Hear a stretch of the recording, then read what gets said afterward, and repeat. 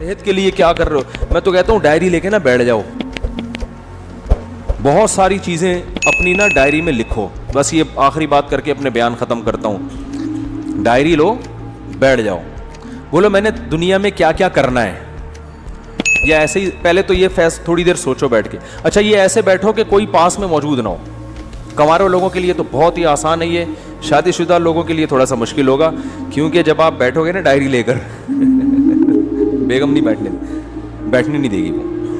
وہ کہے گی کیا ہو گیا, کیا کر رہے ہو, کیوں اکیلے, خیریت, بجھے سے لگ رہے ہو آج آپ, ٹھیک ہے نا. تو بیگم کو بھی ڈائری دے کے دوسرے کمرے میں بٹھا دو, بیگم تم بھی اپنا ایک ویژن بناؤ, میں نے دنیا میں کرنا کیا ہے.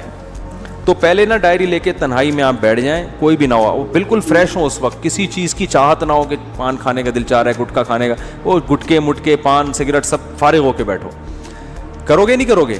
میں بتا دوں, وقت سننے کے لیے تیار ہیں؟ ڈائری لے کے آپ بیٹھ جائیں اور پھر آپ کہیں یار میں نے دنیا میں کرنا کیا ہے. ایسے ہی جیسے میری زندگی گزر رہی ہے ٹھیک ہے, بالکل اسی طرح زندگی گزارنی ہے یا کچھ کرنا ہے. تو آپ کو بہت سارے شعبے نظر آئیں گے جس میں آپ کو سرسری غور سے معلوم ہوگا کہ یار ان شعبوں میں مجھے آگے بولو بھائی بڑھنا ہے. کچھ تو کامن چیزیں وہ میں جو سب کے لیے وہ میں بتا دیتا ہوں. کچھ چیزیں تو آپ کی پرسنل ہوں گی, یار میں نے یہ بھی کرنا ہے, وہ میں نہیں, وہ تو آپ خود سوچو گے. کچھ چیزیں تو ایسی ہیں جو دنیا میں ہر پاگل سے پاگل آدمی کہتا ہے کہ یہ تو سب نے کرنا ہی ہے. ان میں سب سے پہلی چیز ہے صحت. ویسے تو سب سے پہلی چیز ہے اسلام, اللہ کے لیے کیا کیا, لیکن میں صحت کو اس لیے پہلے نمبر پہ کہ اسلام پر عمل بھی صحت کے بغیر ممکن, کیونکہ جب بیمار ہو گئے نا تو وہ کچھ بھی نہیں کر سکو گے پھر. تو بیمار ہونے سے پہلے صحت کی حالت میں اتنا کچھ کر لو کہ بیمار ہونے کے بعد حسرت اور افسوس نہ رہے. اس لیے میں صحت کو پہلے رکھ رہا ہوں, ورنہ پہلے تو دین ہے نا. تو سب سے پہلے آپ لکھو کہ بھائی صحت کے حوالے سے میری مستقبل میں کیا پالیسی ہے. جس طرح سے پھوڑ رہا ہوں یہی پھوڑتا رہوں, جو مرضی دعوت میں بلا لے چلا جاؤں, جتنے مرضی کوفتے کھلا دے کھا جاؤں. صبح پراٹھے پھوڑ رہا ہوں, صبح 11 بجے سو کے اٹھ رہا ہوں میں, ٹھیک ہے نا, اور پھر آفس لیٹ پہنچ رہا ہوں, اور پھر وہاں بھی وہ کیک رس چائے میں ڈبو کے کھا رہا ہوں, پھر شام کو سموسے بھی کھا رہا ہوں, پھر دوپہر بھی کھانا کھا لیا, پھر اس کے بعد سگریٹ بھی پی لی, پھر چائے بھی پھوڑ دی. اگر یہی بالکل مناسب ہے تو ٹھیک ہے, اور اگر یہ مناسب نہیں ہے تو مجھے اپنی صحت کے لیے اب کیا بولو نا کیا کرنا ہے. صرف دعاؤں پہ کام چلانا ہے یا وظیفوں پہ کام چلانا ہے, یا اس صحت کے لیے کچھ کرنا بھی ہے. ہمارے نبی صلی اللہ علیہ وسلم کی صحت تو بہت اچھی تھی. آپ نے تو حضرت رکانہ کو جو مشہور پہلوان تھے ان کو کیا کر دیا, پچھاڑ دیا. آپ تو گھڑ سوار تھے, میدان جنگ میں سب سے آگے آپ صلی اللہ علیہ وسلم ہوا کرتے تھے. تو یار میں کیا, اگر آج اسلام کو ضرورت ہوئی یا کسی مظلوم یا کسی ظالم کے خلاف لڑنا ہوا تو میں پتلی گلی سے بھاگوں گا یا وہاں کھڑا رہوں گا. ہمارے ایک دوست تھے, ان کے بڑے قریبی دوست تھے, کہتے ہیں میں ایک دفعہ پٹ رہا تھا تو میں نے پیچھے مڑ کے دیکھا تو میرے جو جگری دوست تھے نا وہ ایسے غائب ہوئے جیسے پیدا ہوئے ہی نہیں اس کائنات. اور صحیح کیا, بھاگ گئے, ورنہ وہ بھی پٹتے ان کے ساتھ, وہ بھی پٹتے نا, کیونکہ ظاہر صحتیں ہے ہی نہیں, صحتیں ہی نہیں ہیں کوٹنے پیٹنے والی. تو مرد کو تو ایسا ہونا چاہیے پیٹے نہیں بلا وجہ. کبھی ضرورت پڑتی ہے کہ آپ کو پٹنا بھی پڑتا ہے, اور پٹنے سے بچنے کے لیے سامنے والے کو پیٹنا پڑتا ہے. موسیٰ علیہ السلام نے ایک تھپڑ لگایا تھا قبطی کو, اس کا انا للہ ہو گیا تھا. کیا صحت تھی کہ نہیں تھی؟ تو وہ انہوں نے قتل کی نیت سے مارا نہیں تھا, ان کی نیت تو یہ تھی لڑائی چھڑوانے کے لیے چانٹا لگا اور وہ مر گیا. تو مارنے کی نیت سے اگر مکہ مارتے تو کیا حال ہوتا اس کا, آپ خود سوچو. تو دیندار آدمی ہوں, نبی صلی اللہ علیہ وسلم نے فرمایا, آپ اپنے بارے میں سوچیں گے کہ دیندار ہوں تو نبی نے, یا دیندار بننا چاہتا ہوں تو نبی نے فرمایا طاقتور مومن کمزور مومن سے اللہ کو زیادہ محبوب ہے. تو یار میں صحت سے تو سارے کام ہوتے ہیں, صحت ہوگی تو نماز بھی ہوگی, روزہ بھی رکھا جائے گا, ماں باپ کی خدمت بھی ہوگی, بیوی بچوں کی خدمت بھی ہوگی.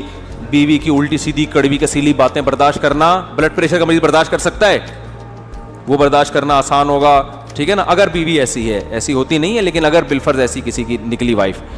تو ابا کی, ماں باپ بڑھاپے میں جو چڑچڑی طبیعت ہو جاتی ہے, تو اس کو جوان آدمی کے لیے, صحت مند آدمی کے لیے برداشت کرنا کیا ہوتا ہے؟ آسان.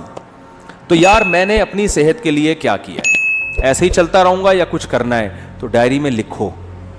تو صحت کی بھی موٹی موٹی بنیادی چیزیں بتا دیتا ہوں کہ بھائی 40 سال سے میری عمر زیادہ ہو گئی ہے, تو اب سب سے پہلے تو کولیسٹرول چیک کرنا ہے, لیول بڑھا ہوا تو نہیں ہے. بلڈ پریشر چیک کرنا ہے, نارمل ہے کہ نہیں ہے. یہ 2 چیزیں تو ہے نا. شوگر کا ٹیسٹ کروانا ہے کہ شوگر کی طرف تو نہیں جا رہا معاملہ, کیونکہ یہ اسی وقت پھر آدمی آہستہ آہستہ جانا شروع ہوتا ہے. تو بھائی اگر ہے تو ابھی احتیاط کرو. یہ ساری 2-3 موٹے موٹے ٹیسٹ ہوتے ہیں, وہ ڈاکٹر بتا دے گا. نہیں بھی کرو ٹیسٹ تو چلو چھوڑو, ٹیسٹ نہ کراؤ. آپ یہ کہو کہ یار اس عمر کے بعد یہ ساری بیماریاں ہوتی ہیں کہ نہیں ہوتی ہیں, تو ان سب بیماریوں کا بیسک علاج کیا ہے؟ جتنا کھا رہے ہو اتنا یوٹیلائز کرو. جو کھا رہے ہو نا وہ نکال دو کسی طریقے سے. تو اس کا حل کیا ہے؟ جاگنگ, جم, یوٹیلائز کرنا ہے نا, اپنی انرجی کو خرچ کرنا ہے. تو یار میں کیا کر رہا ہوں؟ تو ڈائری میں لکھو کہ تیرے باپ کو بھی نا اب صحت کے حوالے سے کوئی الہ عمل. اصل میں تمیز سے اپنے آپ سے بات کرو گے آپ مانو گے نہیں, حقیقت ہے. اپنے آپ سے بھی اگر آپ تمیز سے بات کرو گے, ہمیں عادت ابے تبے کی پڑ چکی ہے. اپنی اولاد کو آپ محبت سے سمجھاؤ مان جاتی ہے بھائی. ایک وقت آتا ہے اس کو بھی ابے تبے سے, ابے تیرے کو انڈے لینے کے لیے بھیجا تو کیا اندھا ہے کیا بہرا ہے؟ جب اس طرح سے پھر ایک وقت آتا ہے بولنا پڑتا ہے نا. امپلائز کو لوگ اسی طرح بول رہے ہوتے ہیں نا. تو آپ نے اپنے آپ سے ابے تبے سے بات کرنی ہے کہ بھائی تو ایسے ہی چلتا رہے گا یا انسان کا بچہ بننے کا تیرا پروگرام ہے کہ نہیں. تو بننے کا پروگرام ہے تو آج سے تھوڑا خوراک کا شیڈول کیا کرنا ہے؟ ایکسرسائز کرنی ہے, صبح اٹھ کے جاگنگ کرنی ہے, کبھی کبھار جم بھی جانا ہے, اور رات کو جلدی سونا ہے. رات کو دیر سے سونے والوں کو شوگر بہت جلدی حملہ کرتی ہے, ڈپریشن میں جاتے ہیں. رات کو جلدی سونے کا کیا, یہ جو ہے نا عشاء کی نماز کے بعد موبائل اب بند, یہ لاک کر کے لاکر میں رکھ دینا ہے اس کو. عشاء کے بعد موبائل ہاتھ میں نہیں آئے گا. وہ ہر ایک کی اپنی الگ ترتیب ہو سکتی ہے, میں تو مثالیں دے رہا ہوں. آپ عشاء نہیں تو 9 بجے کر لو, 10 بجے کر لو, 11 بجے کر لو, کوئی ٹائم تو یہ تو نہیں کہ ساری رات بیٹھا ہوا ہے موبائل پہ. تو پھر تو قبر میں لے جائے گا یہ موبائل تھوڑے دنوں میں. آنکھیں الگ خراب ہوں گی, دماغ الگ خراب ہوگا, اس کی ریس سے جو کچھ ہو رہا ہے سب کو پتا ہے کیا ہو رہا ہے. تو سوچنا ہے میرے بھائی, سوچنا ہے. پھر آپ نے یہ سوچنا ہے کہ یار عبادت کے حوالے سے کیا کرنا ہے. نماز, اپنے آپ کو نمازی بنانا ہی ہے, بنانا بھی ہے کہ صرف بیانات ہی سنتے رہنا ہے ساری زندگی. اب کچھ عمل بھی کرنا ہے کہ نہیں کرنا. تو اسلام میں سب سے پہلے کیا ہے؟ بولو نا بھائی, نماز ہے. یار تکبیر اولا کا پابند بنانا ہے. تو یار پابندی ہو نہیں رہی, سستی ہوتی ہے, تو بھائی پینلٹی لگاؤ اپنے اوپر. لکھو کہ ایک نماز ضائع ہو گئی تو اتنے روپے صدقہ کروں گا. پینلٹی لگاؤ اپنے اوپر.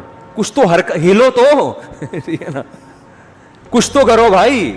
ایسے ہی تھوڑی چلنا ہے کہ یار پینلٹی لگاؤں گا, فجر قضا ہو گئی تو اتنے روپے صدقہ کروں گا, ظہر قضا ہو گئی تو اتنے روپے.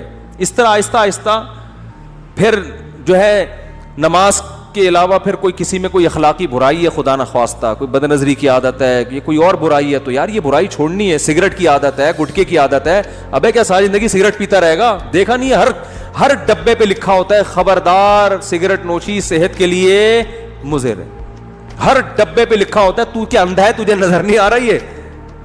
نہیں بھائی, نفس کہے گا یار میں نہیں چھوڑ سکتا, یار میرے تو ایک دن نہ ملے میرے تو پاگل ہو جاتا ہوں. تو یار کسی ڈاکٹر سے رابطہ کرتے ہیں کہ ڈاکٹر صاحب میں سگریٹ چھوڑنا چاہتا ہوں, کوئی حل ہے, کوئی آسان طریقہ ہے, کسی سے مشورہ کروں, کوئی گائیڈنس لوں. ہلے تو نا, ہمت تو کرے. بہت سے ڈاکٹرز ہیں جو آپ سے سگریٹ چھڑوا دیں گے, اس کے علاج ہے, وہ آپ کو طریقہ بتائیں گے, کچھ ہمت کرنی پڑے گی. تو آہستہ آہستہ کیا ہوگا, پھر اسی طرح اپنے اس ویژن میں آپ نے کتابوں کا مطالعہ, یار اپنی نالج کو بھی کیا کرنا ہے, بڑھانا ہے. انسان کی پہچان علم سے ہوتی ہے کہ نہیں ہوتی؟ عزت علم سے ہوتی ہے. نالجیبل آدمی ہر جگہ عزت ہوتی ہے, یار اس کے پاس نالج ہے, معلومات ہیں. ڈاکٹر ذاکر نائک کو لوگ کیوں سلام کرتے ہیں؟ نالج ہے یار, حوالے ہیں. کوئی ہسٹری میں ماہر ہوتا ہے, کوئی قرآن و سنت میں ماہر ہوتا ہے, کوئی میڈیکل سائنس میں ماہر ہوتا ہے. تو بھائی اب ڈاکٹر تو ظاہر ہے جو بننا تھا وہ بن گیا. اب آپ نے کچھ کامن نالج ہے جو سب کو سیکھنا ضروری ہے. ہسٹری کے بارے میں سب کو معلومات ہونی چاہیے کہ نہیں ہونی چاہیے؟ تو یار چلو اسلامک ہسٹری پہ کتابیں پڑھنی ہے. سب سے پہلے سیرت ہے اس میں, تو آپ نے کیا کرنی ہے, کتابوں کی لسٹ بنا لینی ہے. یہ کتابیں میں نے اپنی زندگی میں 2 سال کے اندر بولو بھائی مکمل کرنی ہے. اور شروع کہاں سے کرنا ہے؟ سیرت. یار مفتی صاحب سے مشورہ لینا ہے, کہ سیرت پر سب سے بہتر کتاب کون سی ہے. جب سیرت کی کتاب ختم ہو جائے گی تو پھر اسلامی تاریخ پڑھوں گا, ٹھیک ہے نا, پوری جب تک تاریخ ختم نہیں ہوتی چین سے نہیں بیٹھوں گا, کچھ نہ کچھ تو اپنا شیڈول دیکھنا ہے یا بھائی کہ کتنے کتاب کے صفحے روزانہ میں نے مطالعہ کرنے ہیں. سیرت کی کتاب خرید کے لے آئے, بھائی روزانہ ٹائم نکال کے اس کے 10 صفحے تو پڑھنے ہی پڑھنے ہیں, تو کچھ تو 10 نہیں تو 5 پڑھنے ہیں. پھر قرآن کی تلاوت, قرآن پورے سال گزر جاتا ہے, قرآن اٹھانے کی توفیق نہیں ملتی. روزانہ بھائی ایک پارہ تلاوت کرنا ہے, آدھا کرنا ہے. تو میں نہیں کہہ رہا کہ ایک ہی دن میں آپ بہت بڑے ولی اللہ بن جاؤ گے اور آپ ڈائری لے کے بیٹھے اور آپ کی میں انقلاب آ گیا اور آپ اگلے دن سے مطالعہ شروع ہو گیا اور صحت ہٹو بچوں, کولیسٹرول لیول ایک دم, پیٹ ویٹ توند الگ, بالکل فٹنس, اور ایسی کمر ایسی پتلی ہو گئی کہ CID والے بھی تلاش کر رہے ہیں تو ان کو کمر نظر نہیں آ رہی. ایک دن میں نہیں ہو جائے گا, لیکن جب اس طرح سے بیٹھنا سیکھو گے نا تو 1 دن 2 دن 3-4 دن تو صرف خواری کے علاوہ کچھ بھی حاصل نہیں ہوگا. ڈائری ڈھونڈنے میں ہی 1 دن تو گزر جائے گا, ٹھیک ہے. دوسرا دن پین کہاں گیا اس میں گزرے گا. تیسرا دن وہ پین رگڑ کے دیکھنے چل ہی نہیں رہا کم وقت. چوتھے دن جا کے کہیں پین آئے گا. 5ویں دن کوئی جگہ ملے گی. 6ٹھے دن بیگم آپ کو اجازت دے دی کہ چلو اس کمرے میں بیٹھ جاؤ, ٹھیک ہے نا. اور پھر 7ویں دن, یہ 6ٹھے دن بیٹھ جاؤ گے, لیکن آپ سوچو گے یار مفتی صاحب نے کیا کہا تھا, کیا کرنا ہے. 7ویں دن جا کے تھوڑا بہت سمجھ میں آئے گا کہ چلو 2 چھوارے رات کو پانی میں بھگونے ہیں یا انجیر رات کو بھگونے, کم از کم پہلے قبض تو ختم کرو نا بھائی. ہو سکتا ہے قبض سے شروع ہو آپ کی صحت, یار میں تو 6 مہینے سے مجھے تو قضاء حاجت نہیں ہوئی ہے, تو پہلے قبض تو ختم کرو. اس کے لیے سنا ہے کوئی نیٹ پہ سرچ کرتے ہیں یار کوئی انجیر سنا ہے, ہو سکتا ہے 1 مہینے کے بعد 2 انجیر آپ کھاؤ رات کو, بس یہ امپروومنٹ ہو. لیکن کچھ تو ہوئی نا. ابے 1 سال 2 سال 3 سال 5 سال میں جا کے تو کچھ انسان کا بچہ بنے گا معذرت کے ساتھ. لیکن جو اسٹائل ہمارا ہے نا ابھی, اس میں 100 سال بھی گزر جائیں گے, اس میں کوئی انسان کا بچہ نہیں بنے گا. جہاں ہو وہیں کے وہیں رہو گے اور مر جاؤ گے تھوڑے دنوں میں. سب مریں گے لیکن کچھ کر کے نہیں, بغیر کیے مر جائیں گے. وہی ہوگا ایک دن جنازہ اٹھائیں گے, مرحوم بہت اچھے تھے, بس پیٹ تھوڑا مرحوم کا نکل گیا تھا اور موت کی وجہ یہ بنی کہ اس دن تھوڑا سا پراٹھے زیادہ کھا لیے تھے حضرت نے, اور ڈاکٹر نے منع بھی کیا تھا, شوگر تھی, 6 لڈو کھائے تھے میرے سامنے. بس موت تو آنی ایک دن, اللہ تعالیٰ مغفرت فرمائے مرحوم کی. باقی بچوں کا کیا ہوگا, ان کے لیے کچھ بنایا نہیں, بچے تو رول رہے ہیں بیچارے, بد دعائیں دے رہے ہیں ابا کو, ابا پیدا ہی نہ کرتے اچھا تھا, کس حال میں چھوڑ کے گئے ہو, ٹھیک ہے نا. تو کچھ کرنا پڑے گا میرے بھائی. میں نے جو بات جہاں سے شروع کی دماغ ختم کرتا ہوں کہ فطرت سے جب بغاوت کرو گے تو فطرت معاف بولو نہیں کرے گی. فطرت سے مت لڑو, جو نیچر جیسے چلنے کا کہہ رہی نا, تمیز سے نیچر کے ساتھ چلتے رہو. کیا خیال ہے, غلط تو نہیں ہے؟ تو خلاصہ وہی نکلا کہ فطرت سے مت لڑو. کیا خلاصہ نکلا بولو. تو یہ کوتاہی آج بہت سے لوگوں سے ہوتی ہیں. لانگ روٹ پہ جا رہے ہیں, دیکھ ہی نہیں رہے کہ کوئی جو ہے وہ راستے میں پیٹرول پمپ ہوگا کہ نہیں ہوگا, اسپیئر ٹائر کے بغیر چلے جا رہے ہیں. پھٹ گیا تو کوئی بات نہیں, اللہ پہ توکل کر کے جا رہے ہیں, کوئی مسئلہ نہیں. او بھائی, اللہ نے کب کہا ہے کہ میں نے ضمانت لی ہے کہ تمہارے ٹائر کو کچھ نہیں ہوگا. میں آپ کا کافی ٹائم سے سنتا ہوں, کچھ میرے غیر مسلم بھائی پر محنت چل رہی ہے لیکن رشتے کا مسئلہ ہے. الحمدللہ, خود انہوں نے الحمدللہ لکھا ہوا ہے. میں نالائق کے ذریعے اسلام لائے, چندے وغیرہ کی ضرورت نہیں. پتہ نہیں کیا کہہ رہے ہیں یار.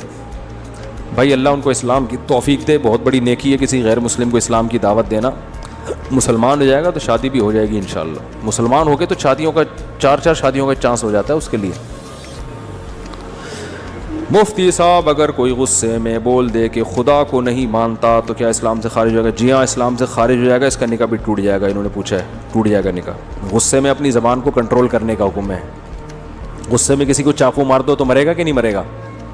غصے میں طلاق دے دو تو ہوتی ہے کہ نہیں ہوتی ہے؟ تو غصے میں کفر بھی ہو جاتا ہے, اگر بول دیا تو کافر ہے. میری والدہ کو ان کی, میں اگلے ہفتے پوچھوں گا آپ لوگوں سے کون کون ڈائری لے کے بیٹھا ہے, سمجھ رہے ہو؟ اگلے ہفتے پوچھوں گا کون کون بیٹھا ہے. بیٹھے گا کوئی بھی نہیں ہے, ایسے ہی آ جائیں گے اٹھ کے. اگلے ہفتے کہیں گے او مجھے تو یاد ہی نہیں تھا. میری والدہ کو ان کی وراثت میں سے حصہ ملا ہے. میرے والد بول رہے ہیں ان پیسوں میں 1 لاکھ تم رکھ لو, باقی 7 لاکھ دو, کیونکہ میں گھر کا خرچہ چلا رہا ہوں. والد صاحب کو 1 کروڑ دو. پتہ نہیں یار رائٹنگ آج کل لوگوں کی صحیح نہیں ہے. بھائی جس کا جتنا حصہ ہے وہ اسی کا ہے. ابا اگر اماں سے مانگ رہے ہیں, آپ کی اماں سے کہ اتنے مجھے دے دو, تو اماں پر لازم نہیں ہے ان کو دینا, ٹھیک ہے نا. وراثت میں آج کل بڑی گڑبڑیں ہو رہی ہیں, جو جس کا ہے وہ اسی کا ہے. اتنی ساری پرچیاں دے دیں جلدی جلدی. مولانا صاحب ایک مسئلہ, تصویر سامنے حرام ہے, پروفائل پہ تصویر لگانا حرام نہیں ہے. جواب سے سوال خود ہی نکال لیں تاکہ ٹائم بچے گا نا, کیونکہ ہماری رائے میں یہ ڈیجیٹل تصویر پہ داخل نہیں ہے. یہ وہی ہے, بس ہم نے بتا دیا آپ کو جواب. ٹائم کم ہے نا, تو جواب سے سوال خود ہی نکالیں. بھائی دیکھو جواب یہ ہے کہ محمد بن قاسم نے, محمود غزنوی نے ہندوستان پہ 17 حملے کیے. تو سوال کیا ہے, محمود غزنوی نے ہندوستان پر کتنے حملے کیے؟ تو خود ہی سوال نکالے نا.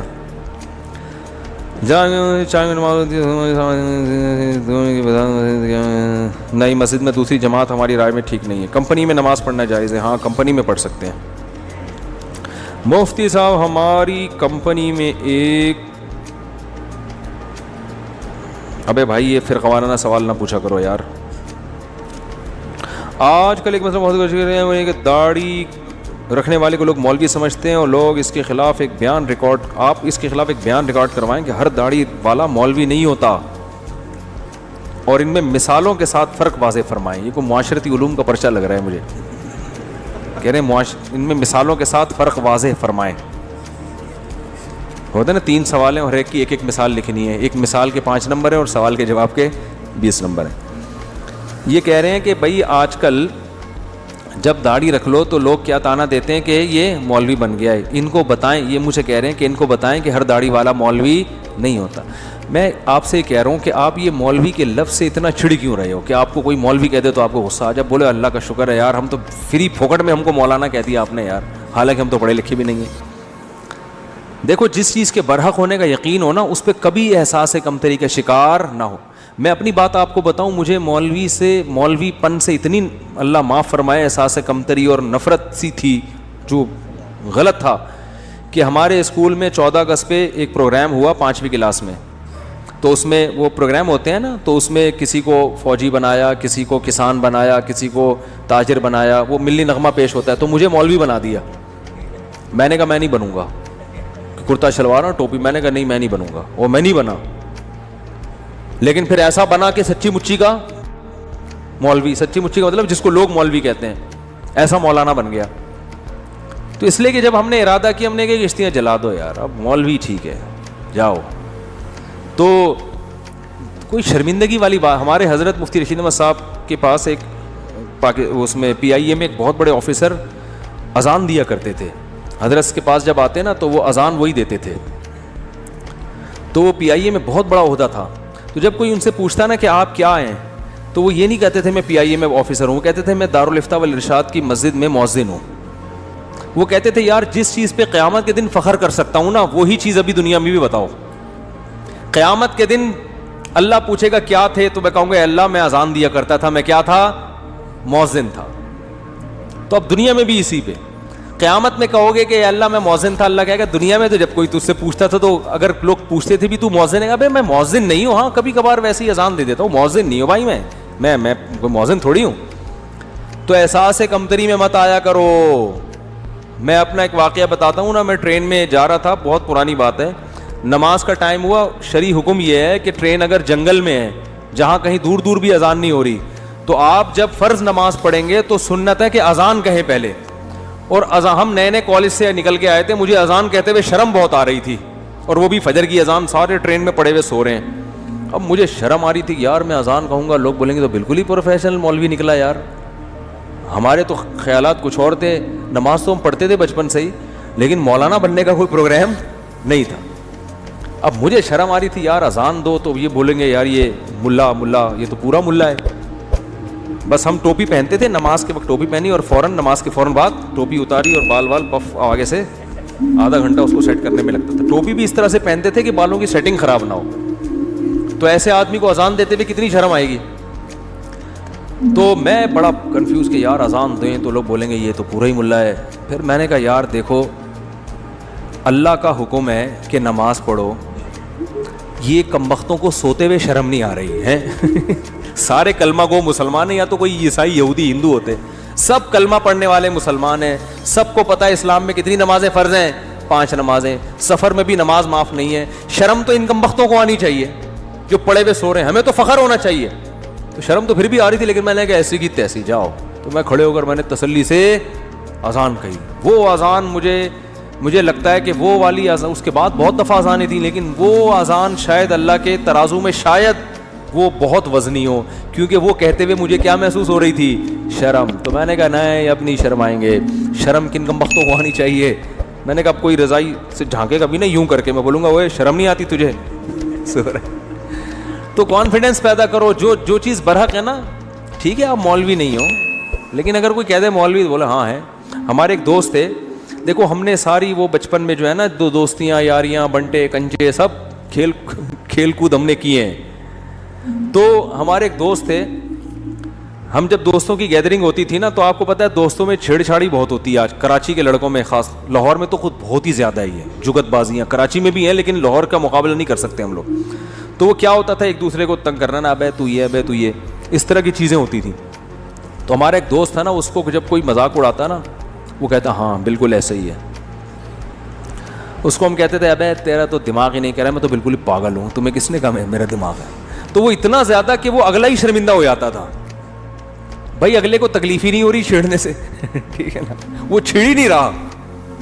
کوئی اس کو کہتا تھا موٹا, کہتا اور کیا میں تو گینڈا ہوں, تجھے کس نے کہا میں تو گینڈا ہوں. تو وہ نا یہ الٹا یہی الفاظ دہرانا شروع کر دیتا تھا. اس کا نتیجہ نکلتا کہ پھر کوئی اس کو چھیڑتا تھا ہی نہیں, یہ چھیڑ ہی نہیں رہا. اور کچھ لڑکے ایسے ہوتے تھے جن کو ذرا سے چھیڑو نا وہ لال پیلے ہو جاتے تھے, ان کو تو طبیعت سے لڑکے چھیڑتے تھے. لڑکوں کا پھر ان کو چھیڑنے کے علاوہ کوئی کام ہوتا ہی نہیں تھا. تو وہ ایک لڑکا اس میں تھا جو اس بیچارے کا قد تھوڑا چھوٹا تھا, اللہ معاف فرمائے یہ جائز نہیں ایسے کرنا, لیکن لڑکوں کو کہاں جائز ناجائز دیکھتے ہیں. تو اس کو نا ایک لڑکے نے چھیڑا کہ ابے تو ٹھگنا. اس کو غصہ آیا نا, غصہ آ کے نا یوں ہلتا تھا وہ. تو کہتے ابے اس کا مطلب اعصابی کمزوری بھی ہے, ٹھیک, غصہ بھی جلدی آتا ہے. اب اس کو ایک تو تم تپا رہے ہو, چھیڑ رہے ہو, جب اس کو غصہ آ رہا ہے تو اور بجائے اس کے کہ اللہ کا خوف پیدا کریں, اسے کہتے ہیں اس کا مطلب اعصاب بھی کیا ہے, کمزور ہیں آپ, غصہ بھی جلدی آتا ہے. وہ اور تپتا تھا. لیکن وہ جو دوسرا تھا نا وہ تو, اس لیے اگر کوئی آپ کو مولوی کہہ رہا ہے تو چڑھنے کی ضرورت ہی نہیں ہے. آپ بولو ہاں ہے تو کیا ہو گیا بھائی, تو مولانا ہے, مولوی ہیں, ملا ہے, ملا بولو, تو اتنی ٹینشن لینے کا نہیں ہے.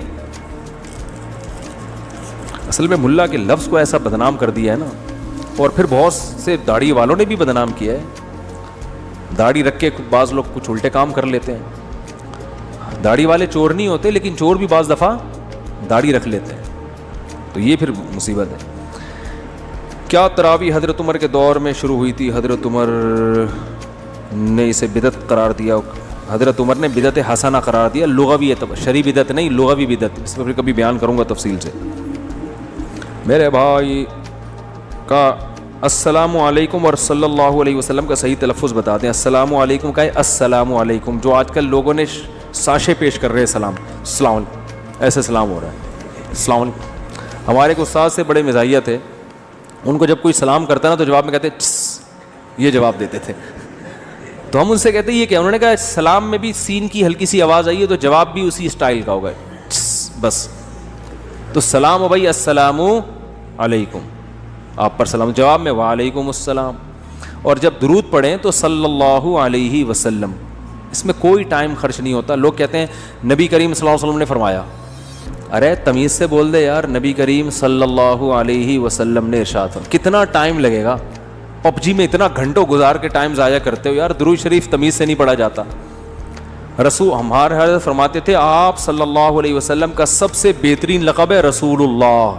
میں اکثر بیان میں دیکھتا ہوں, وہ بولتا ہوں رسول اللہ صلی اللہ علیہ وسلم نے فرمایا, کیونکہ نبی کا جو ہے نا اس سے بہتر کوئی عہدہ ہے نہیں کہ آپ اللہ کے کیا ہیں, رسول ہیں, اللہ کے نمائندے.